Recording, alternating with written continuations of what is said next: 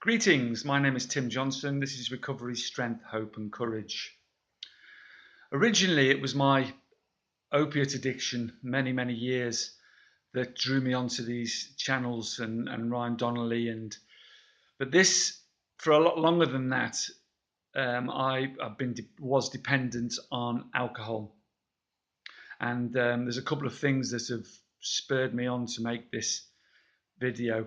The first being that when I gave up opiates about 11 months ago now, I mistakenly thought that I could carry on with moderate drinking and carry on drinking alcohol. In fact, what happened was that my drinking escalated to such an extent that it almost killed me. And beginning of November, I stopped that as well. But most of my adult life, I've been dependent, when I look back, on alcohol, and it has caused more of a devastation to my life than the drugs ever did. And in the wake of new statistics that have come out in Britain, it is now classed as the most harmful drug of all. And I think there's a popular misconception around alcohol that it isn't a drug, that it's okay to have a drink, but it is in fact more addictive than heroin, and more widely available legally, obviously, than heroin. It is 60% more affordable now than it was in 1980. And consumption has risen over the last 2 to 3 years in Britain alone by 41%. It is frightening. And particularly over here in Spain, it's part of the national culture. Now, I'm not going to, I've said before in these videos, I'm not here to preach to you or try to change. And a lot of you are probably drink in moderation or think you drink in moderation. And that's, I'm not, I'd be a hypocrite if I said, oh, I'll stop, now, and because I've drunk all my adult life. But it's taken me till now to realise just what a dangerous drug it is and what carnage it's created, not only in my life, but in many millions of lives. Alcohol kills more people than all other drugs put together. And that is a fact. That is the statistical fact that you can look up on the internet. All other drugs put together. It causes over 200 conditions in the human body. And it's attributable to many cancers, many diseases of many organs, and of course, the dependence thing. And alcohol withdrawal actually kills more people in Britain alone than heroin withdrawal. And again, that translates across the world. I see, recently, and again, what's sort of spurred me on to make this, because I've made other videos about alcohol, and I think it's just put on the back burner a lot of the times by a lot of people because it's used to such a wide extent by so many millions of people as but basically you're using it for the same reasons as you're using drugs. Really, you're using it as a reward system in your brain. It does exactly the same things as opiates do and other drugs. It causes a massive dopamine rush. It reprograms neurotransmitters in your brain. It eventually blocks serotonin and dopamine, and your tolerance level increases and increases until you become dependent on it. And before you know it, it's not having any effect on you at all. And you're literally drinking, as I was, vodka in the mornings just to stave off withdrawal long enough and to stop you vomiting long enough and shaking long enough and sweating and hallucinating long enough to get to the shops to get more alcohol just to get you through the day.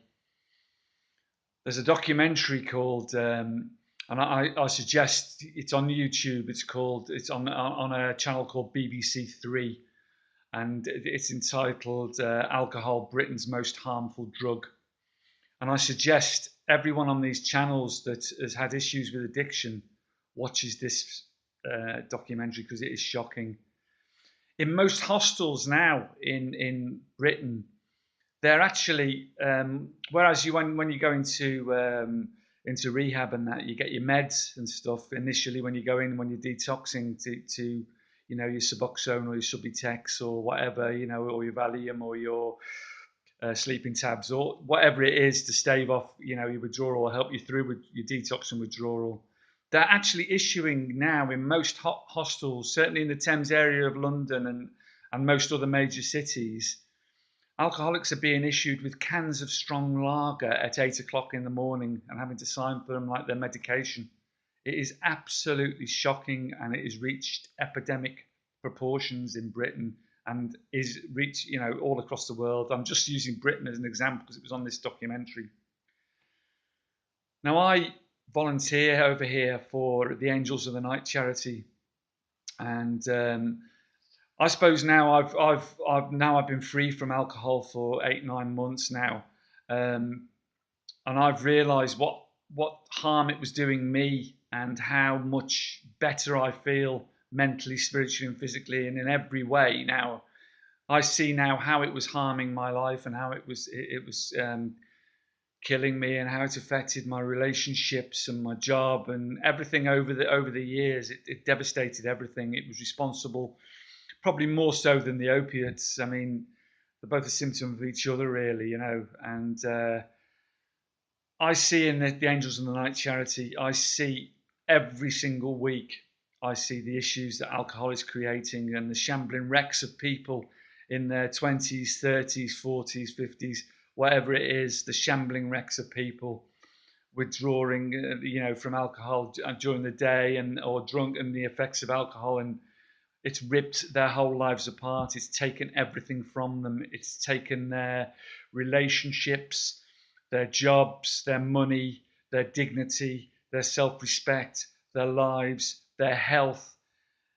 You name it, alcohol is a thief. It takes it from you, it steals your whole life from you. And, you know, I do sound now as if I'm preaching, but more and more people now are realizing that you can't that alcohol is a drug and it is a very, very, very addictive drug. And the you know, why aren't the government's health warnings on alcohol bottles? Because it is more addictive than cigarettes. It's more addictive than heroin, which is illegal. On cigarette packets, you have pictures of lung cancer. Why aren't you having pictures of cancers and cirrhosis of the liver and, you know, all the rest of it on alcohol bottles? It's basically because obviously the government's making a shitload of money from it, and the alcohol industry is extremely powerful and always has been. And that will always be covered up, just like a lot of these statistics have been covered up. But now they're coming out slowly but surely, and people are realizing because the doctors are snowed under, it's costing millions, billions of pounds over the world for alcohol-related illness and issues regarding alcohol in hospitals and health. It's costing billions of pounds. But it's not about the money, it's about the devastation and the harm it's doing to us as human beings because we see it as socially acceptable. We see it as a reward for a hard day's work. We see it as a method of unwinding at the end of a long day when we've had some stress or pain, or we see it as a way of hiding from sadness, from celebrating happiness, from hiding every emotion you can possibly think of. Which is why, if you're an addict, you have to question yourself. If you're giving up whatever drug your drug of choice is, whether it be opiates, whether it be Valium, whether it be cocaine, whatever, or benzodiazepines, whatever it may be, your drug, and you think you can go on and carry on having a drink, you have to ask yourself the question: why are you having that drink? Why are you having it? Are you having it to reward yourself the same way as you were rewarding yourself with your drugs, or are you using it the same way to mask your past or your issues or your insecurities like you were using the drugs? Are you hiding from feelings that you don't want to feel by using alcohol like you were when you were using the drugs? Because I thought in my infinite wisdom, which was not that, not infinite wisdom at all, it was foolishness, that I could moderate and I could carry on and reward myself at the end of it, because I'd given up the opiates, you know. And there were times in my life when my drug use went down, but always, and I should have recognized this, my alcohol use compensated by going through the roof and sky high. I mean, it was always bad and always high, my alcohol use, even when I was taking drugs, but it escalated to a level which was death, really. I was just a walking corpse, just waiting to die, as I've said before. And the harm it does to you, it's poison, it's ethanol. You might as well just pick up a bottle of bleach and whack it into your body. You're doing all these healthy things for yourself when you stop drugs. Start eating healthy and exercise and all the rest of it. If you're drinking, you're just putting poison into your body. And it's your choice to do that, and it's your choice to stop. And yes, if you've got issues with your alcohol, it's going to be quite a tough withdrawal. You need 2 weeks where, and I'm going to make another video on this about how to stop and how I stopped, because it's not easy, and people are worried about seizures and dying. And yeah, people do who have serious alcohol issues. A lot of people die from alcohol. More people die from alcohol withdrawal than heroin withdrawal. That is a medical, documented, proven fact.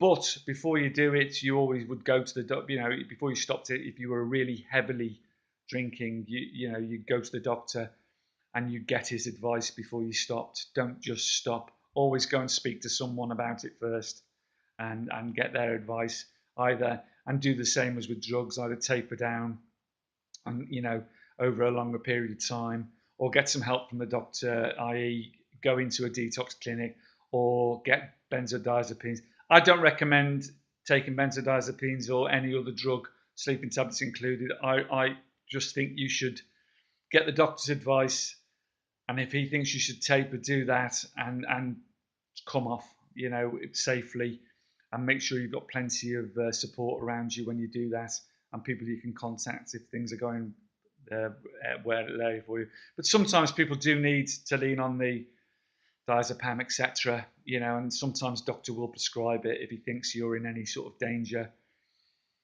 But I just want to reiterate that for those of you out there that think you can moderate, if you can moderate, fair play to you, and if you want to carry on, that's up to you.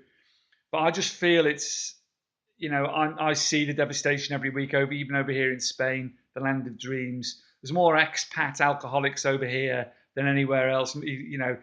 Britain is epidemic proportions. America, alcohol's epidemic proportions. And because you only have to walk 100 yards to find it on any street corner, costs in England for a K lager, which is like nearly 10% alcohol. It's like wine. It's £1 a can. £1 a can. How long does it take to get addicted to this shit? So think about what you're doing. You treat it as a drug because it is a drug. Watch this documentary. I see the carnage every day. Don't let that carnage happen to you. Talk to a doctor. Think very carefully about stopping. Alcohol is very, very dangerous. It is easily available. It is escalating and escalating and escalating the problem. And it's becoming a massive issue for society. So I probably have ended up preaching there a bit, and I'm not. I feel quite evangelical about this because of how much better I feel and how much my life has been affected. Even today, my daughter contacted me because she's going for an interview for some advice. A year ago, that would have been unthinkable. Anyway, good luck to you. I'll make an alcohol withdrawal video very shortly about how to do it or how I did it. Much love to you. Carpe diem. Don't forget, seize the day. Take care of yourself. Just hold on if you're struggling, and it will get better. Think about what you're doing to your body. Alcohol is poison. Alcohol is a drug. Much love to you. See you next time. Bye.